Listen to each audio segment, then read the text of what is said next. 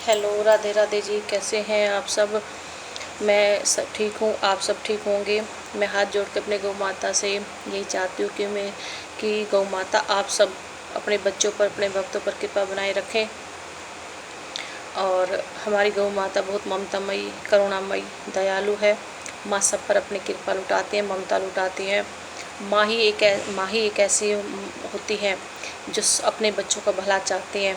हर हाल में बच्चों को खुश देखना चाहती हैं। तो हमारी ममतामयी माँ भी ऐसी हैं। वो चाहती हैं कि हम उनके बच्चे खुश रहें और अपने सब काम आराम से करें, हमारे ऊपर कोई रोग ना आए, कोई कष्ट ना आए। इसलिए हमें अपनी माँ की शरण में रहना चाहिए, माँ की सेवा करना चाहिए। जब भी हमें टाइम मिले, हम घर में कोई भी अच्छा काम होता है, कोई भी घर में खुशी आती है, तो हमें अपनी गौ माता को ज़रूर याद रखना चाहिए। गौ माता को हरा चारा कुछ भी खिलाना चाहिए। गौ माता के नाम से कुछ भी हमें घर में निकालना चाहिए। इससे हम अपनी गौ माता से जुड़े रहेंगे। और गौ माता का घी, दूध, दही हम जो भी खाते हैं, गौ माता का दूध अमृत के समान है, अमृत माना गया है। हमारे जो साधु संत ऋषि मुनि होते थे पहले, वो सब देसी गौ माता का घी दूध खाते थे, तभी वो इतने सालों तक जिंदा रहते थे। तभी वो आज इतने पहाड़ों में, जंगलों में, सर्दियों में, गर्मियों में वहाँ रह के तपस्या करते थे।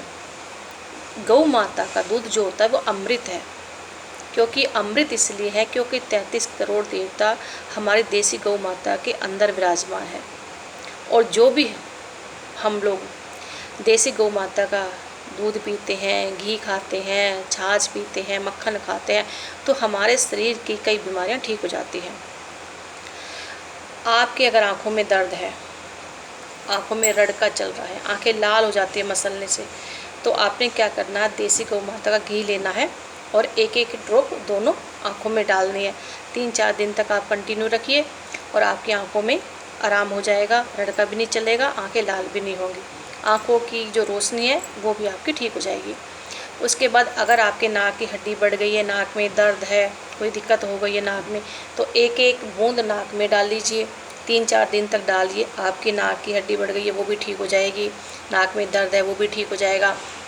आपके कान में दर्द है, आपके गले में दर्द है, तो आप गौ माता का गौमूत्र पीजिए, उससे वो ठीक हो जाएगा। अगर आपके पेट में कोई भी दिक्कत है, कोई भी बीमारी है किसी भी तरह की, तो आप जैसे जिस तरह की आपको बीमारी है, जब तक आपकी वो ठीक नहीं हो जाती है, तो आप अपने पेट में जो आपकी नाभि है उसमें देसी गौ माता का घी लगाइए। एक एक ऐसे उंगली डुबो के 3 ड्रॉप लगाइए। डेली 3 ड्रॉप लगा के सुंडी में, आपके पेट की जो नाभि है उसमें डेली 3-3 ड्रॉप घी की डालिए और सीधा लेट जाइए 15-20 मिनट तक। ये आप 7-8 दिन तक कंटिन्यू रखिए, आपके पेट की बीमारियां ठीक हो जाएंगी। अगर आपको घुटनों में दर्द है, नीचे पैरों में दर्द है, आपको नींद नहीं आती, बेचैनी रहती है, तो आप देसी गौ माता का घी लीजिए और उसको अपने इस हाथ पे घी लगाइए और फिर जो आपका ये पैर है इसको ऊपर नीचे ऐसे ऐसे धीरे धीरे प्रेशर दीजिए। ज़्यादा आप नहीं दबाना, दबा के नहीं प्रेशर देना, हल्के हल्के हाथ से आपने रगड़ना है। 10-5 मिनट आप ऐसे रगड़िए और फिर आप सो जाइए। ये आप कंटिन्यू 10-11 दिन कीजिए। आपके जो बेचैनी है, आपके जो पैरों का दर्द है वो आपको ठीक हो जाएगा और आपको रात को नींद बहुत अच्छी आएगी। अगर हो सके तो आप अपनी एक आदत बनाइए कि सुबह उठ के आप अपना फ्रेश होके डेली गौमूत्र पीजिए, खाली पेट। चाय नहीं पीजिए, कुछ नहीं पीना। पहले आपने उठते ही अगर आप चाहते हैं तो गिलास पानी पी लीजिए, नहीं तो आप उठ के सुबह आपने ब्रश अपने करने के बाद आप गौमूत्र पीजिए। 1 ढक्कन गौमूत्र लीजिए, 1 ढक्कन पानी लीजिए और उसको शीशे के गिलास में डालिए और पूरा एक सिप करके उसको पी जाइए। ऊपर से आप फिर दूसरा नॉर्मल पानी पी सकते हैं। ऐसा आप रूटीन में रखिए तो आपके शरीर की कोई भी बीमारी नहीं आएगी, जो होगी वो ठीक हो जाएगी। हमारी जो देसी गौ माता का जो गोबर होता है, अगर आपको कहीं भी दाद, खुजली, खारिश हो रही है, आपको स्किन प्रॉब्लम हो गई है, तो जो देसी गौ माता का जो गोबर है उसको सूती कपड़ा लीजिए, उसमें से गोबर को निचोड़िए, छानिए जैसे, तो उसमें से नीचे से उसमें जो अरक निकलेगा, जो उसकी वो बूंदें निकलेंगी, उसको कहीं भी आपको दाद, खुजली, खारिश, स्किन प्रॉब्लम जो भी उसको वहाँ पे जैसे आप कोई दवाई रगड़ते ऐसे रगड़ लीजिए और आप इसको कंटिन्यू 8-7 दिन रखिए, 7-8 दिन तक, तो आपका ये ठीक हो जाएगा। क्योंकि हमारी देसी गौ माता खुद एक चलता फिरता औषधालय है। हमारी देसी गौ माता एक ही मंदिर है। मंदिर इसलिए है क्योंकि 33 करोड़ देवता हमारी गौ माता के अंदर विराजमान है। औषधालय इसलिए है कि सारी बीमारियों का इलाज हमारी गौ माता के पास है। हमारी गौ माता के पास हर बीमारी का इलाज है, चाहे वो कितनी लंबी बीमारी हो, चाहे छोटी बीमारी हो, हर बीमारी का इलाज हमारी गौ माता के पास है। आज हम इतनी भयानक बीमारियों से लड़ रहे हैं, किस वजह से?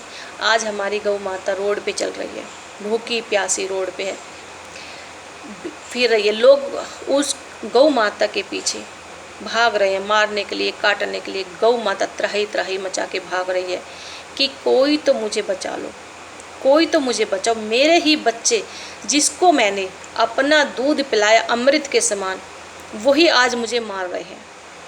बहुत से लोग ऐसे हैं जो गौ माता को काट कर, मार कर, बेच कर अपने घर गृहस्थी चलाते हैं, अपना गुजारा उनसे चलाते हैं। एक बात देखिए, एक माँ वो जिसने हमें जन्म दिया, एक ये माँ जो पूरी सृष्टि का भार संभाले हुए है, हर मुसीबतों को अपने ऊपर लेती है। उस माँ को ही आज हम उसके पीछे भाग रहे हैं मारने के लिए, और वो माँ त्राही त्राही मचा रही है। जैसे हमारी गौ माता त्राही त्राही मचा रही है, ऐसी आज देश में त्राही त्राही मची हुई है। हर लोग बाहर जाने से डरते हैं कि पता नहीं कब हमें कोई बीमारी ना लग जाए, लेकिन फिर भी हमारे समझ में कुछ नहीं आता है। हमने अपने शास्त्रों को, वेदों को भुला दिया है। हमारी गौ माता साक्षात धर्म है।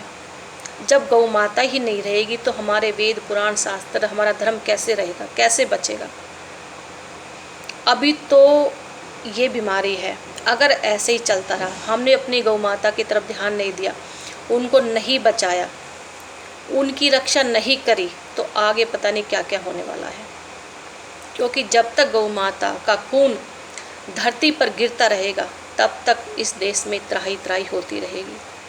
पहले साधु संत पहाड़ों में रहते थे, वहाँ पे सुहा सुहा की धमनी की आवाज़ आती थी।